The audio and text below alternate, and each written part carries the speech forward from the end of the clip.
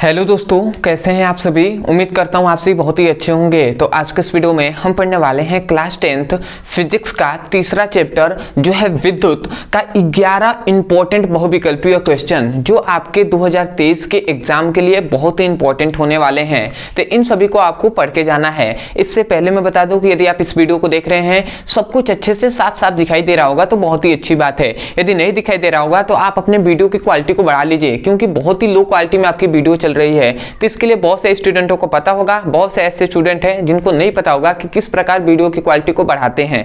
ठीक है, यदि आपको भी नहीं पता है तो आप सबसे पहले इस वीडियो पे क्लिक करेंगे तो कोने में एक सेटिंग का ऑप्शन दिखाई देगा, उस पर आप क्लिक कीजिए। क्लिक करेंगे तो नीचे कुछ ऑप्शन आपके पास दिखाई देंगे, उसमें सबसे ऊपर क्वालिटी लिखा होगा, उस पर आप क्लिक कीजिए। उसके बाद सबसे नीचे एडवांस लिखा होगा, उस पर आप क्लिक कीजिए। उसके बाद 360p पर क्लिक कर देना है। अब आपकी वीडियो की क्वालिटी अच्छी हो जाएगी। अब आपको सब कुछ साफ साफ दिखाई दे रहा होगा। तो चलिए दोस्तों अपने टॉपिक को शुरू करते हैं। तो यहाँ पे सबसे पहला इंपॉर्टेंट जो बहुविकल्पीय आता है जो है एम्पियर इंटू सेकेंड मात्रक है।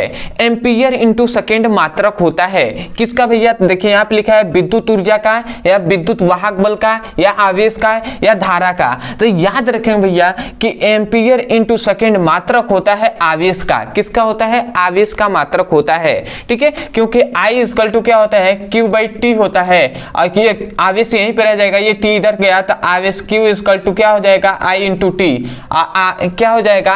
विद्युत धारा का मात्रक होता है एम्पियर और सेकेंड समय का मात्रक होता है सेकेंड। तो एम्पियर इंटू सेकेंड हो जाएगा किसका? आवेश का मात्रक हो जाएगा। ठीक है, आते हैं दूसरे पर। यह आता है किसी विद्युत परिपथ में बहने वाले धारा का मात्रक होता है। मतलब कोई भी विद्युत परिपथ है उसमें बहने वाली विद्युत धारा का मात्रक क्या होता है? तो विद्युत धारा का मात्रक क्या होता है भैया? या तो कूलम प्रति सेकेंड हो जाएगा या एम्पियर होता है। तो यहाँ पे देखिए एम्पियर यहाँ पे है तो एम्पियर से ही हो जाएगा। ठीक है, आते हैं तीसरे पर। अब आता है यहाँ पे लिखा गया है प्रतिरोध का मात्रक है।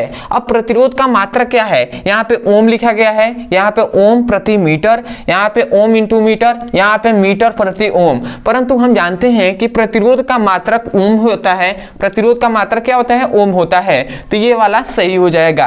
तो आशा करते हैं इतनी बात आप समझ गए होंगे। आते हैं चौथे इंपॉर्टेंट पर। यहाँ पे ध्यान से समझिएगा, कहा जा रहा है कि ताप बढ़ाने पर चालक में वैद्युत प्रतिरोध। अब भैया ताप बढ़ाते हैं तो वैद्युत प्रतिरोध मतलब प्रतिरोध का मान क्या होता है? अपरिवर्तित रहता है या बढ़ता है या घटता है या कभी बढ़ता है कभी घटता है? इनमें से क्या होता है? तो हमने जब प्रतिरोध पढ़ाया था तो उसमें हमने बताया था कि प्रतिरोध को प्रभावित करने वाले कारक, और उसमें हमने बताया था कि जैसे जैसे ताप भी बढ़ता है वैसे होते क्या होता है? प्रतिरोध भी बढ़ता है। तो यहाँ पे क्या होगा? प्रतिरोध वैसे ही बढ़ेगा। ठीक है, तो ये आपका हो गया। आते हैं यहाँ पे पांचवे पर। ये सभी बहुविकल्पीय क्वेश्चन है। जब जगह नहीं बचा इसलिए मैंने नहीं चाहा कि मैंने सोचा कि छूट जाएगा, इससे अच्छा है कि एक ही जगह लिख दिया जाए, आंसर आपको याद कर लेना है। तो आते हैं भैया, यहाँ पे लिखा है किलोवाट इंटू घंटा का मात्रक है। किलोवाट घंटा किसका मात्रक है? तो याद रखें विद्युत ऊर्जा का मात्रक है। विद्युत ऊर्जा का मात्रक क्या है? किलोवाट घंटा है। उसके बाद आते हैं भैया कि विद्युत ऊर्जा का इकाई होता है। अब यहाँ पे देखिए इसको जस्ट इसके अपोजिट करके पूछ लिया गया है। विद्युत ऊर्जा का इकाई है या मात्रक होता है क्या भैया? तो किलोवाट, क्योंकि अभी हमने जाना कि विद्युत ऊर्जा का मात्रक क्या होता है? किलोवाट। अब किलोवाट किसका मात्रक हो जाएगा? मतलब किलोवाट किसका? विद्युत ऊर्जा का मात्रक। ये जस्ट अपोजिट था, बस घुमा का क्वेश्चन पूछ लिया जाता है इसलिए मैंने बता दिया। ठीक है, आते हैं सातवें पर। यहाँ पे कहा गया है 1 किलोवाट में जूलों की संख्या होती है। मतलब 1 किलोवाट जो घंटा होता है, 1 किलोवाट घंटा में जूलों की कितनी संख्या होती है? तो यहाँ पे हमने लिख दिया है 3.6 इंटू 10⁶ होता है। इसको आपको याद रखना है, ये वेरी इंपॉर्टेंट है कि 1 किलोवाट घंटा में कितने जूल होंगे? तो 3.6 इंटू 10⁶ क्या होंगे? जूल होंगे। ठीक है, तो इसको आपको याद रखना है। अब आता है भैया कि एक अश्व शक्ति बराबर कितना होता है? एक अश्व शक्ति को हॉर्स पावर के नाम से जानते हैं, या ऐसे भी लिख सकता है 1 HP। 1 HP बराबर भी आपसे पूछ सकता है। तो 1 HP कहे या 1 हॉर्स पावर कहे, उसका मतलब क्या होता है? 746 वाट होता है। इसको आपको याद रखना है। अगला आता है 9वां आपके पास इंपॉर्टेंट जो है बिजली के बल्ब। बिजली के बल्ब में फिलामेंट किसका होता है? बिजली का जो क्या होता है, आप घरों में जो बल्ब आता था पहले वाला जो रेड कलर वाला, ठीक है, तो वो क्या होता है? उसमें फिलामेंट लगा होता है, एक पतली सी एक क्या होती है? तार लगी होती है। वो किसका बना होता है? तो याद रखिए रखेंगे टंगस्टन का बना होता है। किसका? टंगस्टन का बना होता है, तो इसको आपको याद रखना है। उसके बाद हीटर का तार बना होता है। हीटर में जो तार होता है वो किसका बना होता है? तो ध्यान याद रखेंगे नाइक्रोम का बना होता है। किसका? नाइक्रोम का। कौन? हीटर में जो तार होता है वो।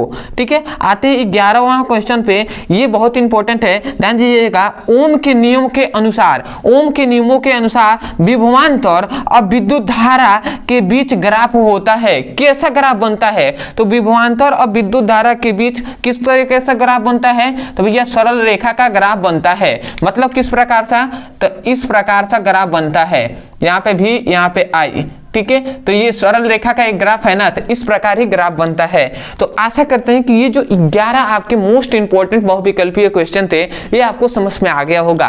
ठीक है, तो मैं यही कहूंगा, यदि आपको समझ में आया है तो सबसे पहले तो सपोर्ट करने के लिए चैनल को सब्सक्राइब कर दीजिएगा, वीडियो को लाइक कर दीजिएगा, हो सके तो हमें कमेंट सेक्शन में जरूर बताइएगा कि आपको वीडियो कैसा लगा। अदरवाइज बहुत से ऐसे स्टूडेंट हैं जो चाहते हैं कि क्लास 10th का फिजिक्स और केमिस्ट्री का चैप्टर वाइज सीक्वेंस में हमें एक एक करके वीडियो मिले, इंपॉर्टेंट सभी टॉपिक मिल जाए और वहां से मैं अपने पूरे इंपॉर्टेंट टॉपिक को पढ़ सकूं। तो आपके लिए ये यहाँ पे एक नंबर दिया जा रहा होगा, इस नंबर पे केवल व्हाट्सएप करना है और मैसेज में लिखना है class 10th physics chemistry all important topic link. तो आपको फिजिक्स और केमिस्ट्री के सबसे पहले इंपॉर्टेंट टॉपिक का लिंक दे दिया जाएगा। उसके साथ साथ आपको फिजिक्स और केमिस्ट्री के सभी बहुविकल्पीय क्वेश्चन चैप्टर वाइज मिल जाएगा, वहां से उसकी पढ़ाई कर सकते हैं। तो आशा करते हैं आप समझ गए होंगे। तो चलिए दोस्तों, आज के लिए इतना ही, मिलते हैं एक नए टॉपिक के साथ, तब तक के लिए धन्यवाद। जय हिंद, जय